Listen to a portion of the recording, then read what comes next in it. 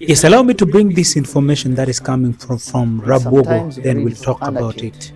and a resurgence of what is in the foundational DNA. There were also groups inside the movement in the last elections, dressed up in military uniforms, beating up people, invading polling stations in some of the constituencies, shooting and dispersing voters, and then openly doing ballot stuffing.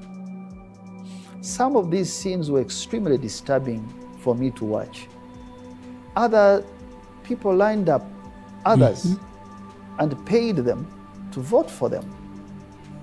No independent choice at all. The hidden truth. From citizens, some of the citizens in our area. This is what happens when we undermine or when we lack a central uniting idea.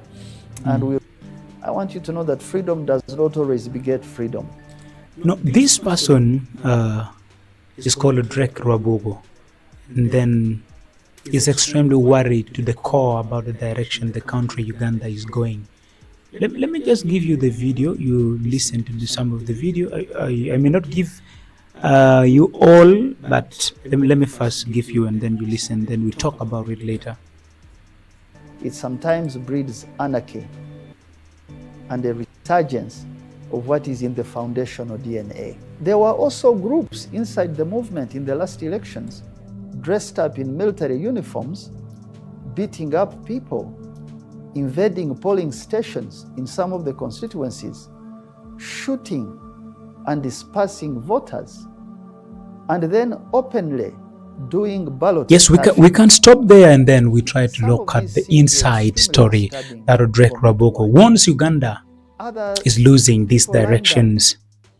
Uganda is once again facing a serious national conversations after Drake Rabogo, President Museveni's son-in-law, and a senior figure within the wider NRM political family, reportedly said is deeply worried about the directions the country is taking.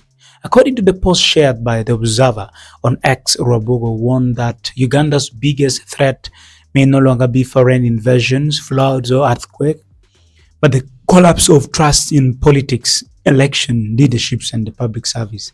This is not an ordinary statement. This is not coming from an opposition rally. This is not coming from someone outside the system. This is coming from inside the place, from a person connected to the first family. And that is why Ugandans are asking, when insiders begin to speak like this, what exactly are they seeing that the rest of the country has been feeling for years? What Rabogo is saying. Rabogo's message is very powerful.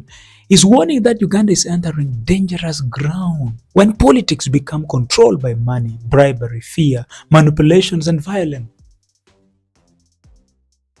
This argument is simple but very deep. Very, very deep. In such a system, the best persons may not win. The most competent leader may not rise. The most honest person may be pushed aside. The person with money, first connection, access to power may take the position. That is the danger Rabogo is pointing at the moment. It's a very sad story. It's a very sad one. You try to evaluate, try to perceive it by yourself.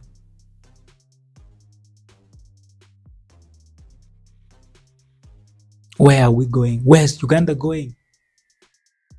Where exactly is this country going? The country begins to decay from inside. Why this statement is politically explosive? This statement is politically explosive because it touches the heart of Uganda's political problem.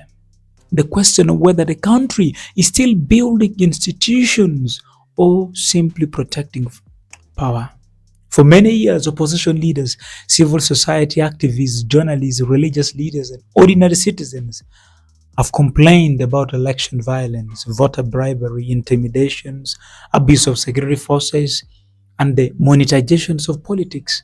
But when someone close to the ruling establishment says similar things, the message becomes heavier. It tells us that the problem is no longer only an opposition complaint, it is becoming a national concern. This is why the statement matters. Rabogo is not only talking about election, he's talking about the moral foundation of the country. He's asking whether Uganda still rewards honesty, competence, service, and hard work, or whether the country now rewards money, loyalty, fear, and political survival. The 2026 elections context. The general election left Uganda deeply divided. President Yoweri Museveni was declared winner, but the opposition rejected the outcome. There were reports and allegations of delays, internet shutdowns, biometric voters verification problem, arrests of opposition supporters, intimidations, and claims of ballot stuffing. The government and electoral commissions may defend the process, but the political wound remains.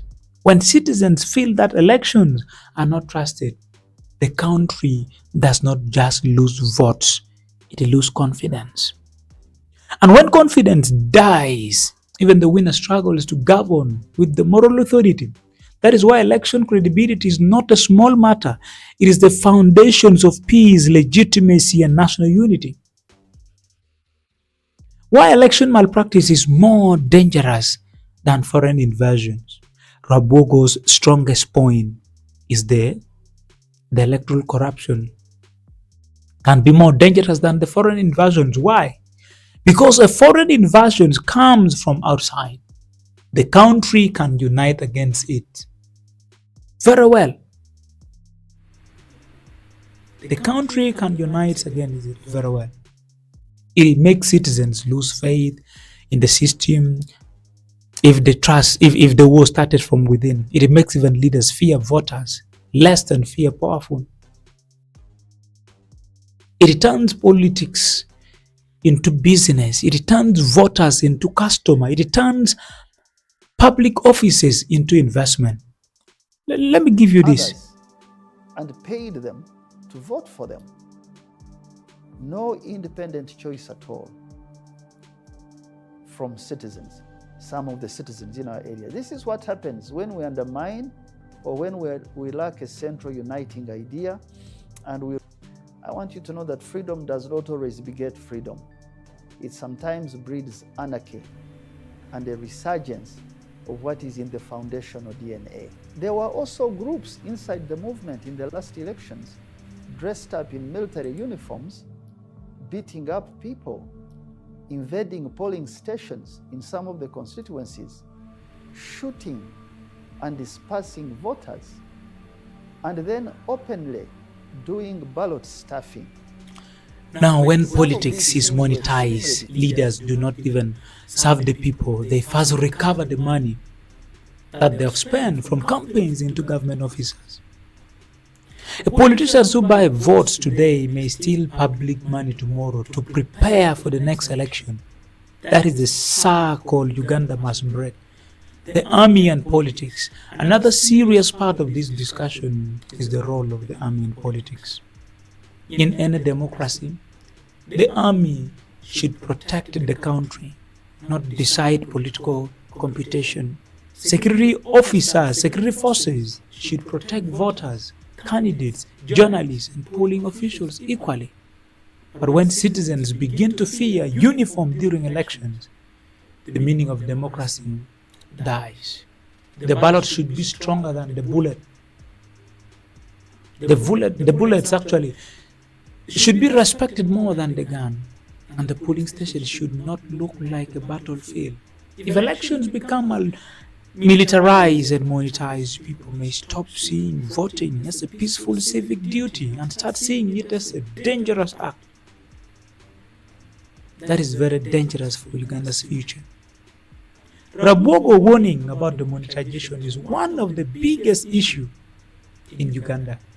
Across the country, voters have become used to asking candidates for money, transport refund, food, alcohol, burial support, school fees, medical support, and handouts. This is not simple. the fall of voters. It is also a result of poverty, unemployment, weak services, and years of politicians training community to expect money during campaigns. So when people are poor, money becomes a weapon. A hungry voter may take money even when they know the candidate is not good. A jobless youth may support a bad politician because he has been paid. A community may vote against its future because of short-term survival. That is how poverty weakens democracy. And that is why vote buying is not just an elections offense, it is a national security threat. Then, why good people avoid politics? When politics become violent, expensive, it is a serious issue.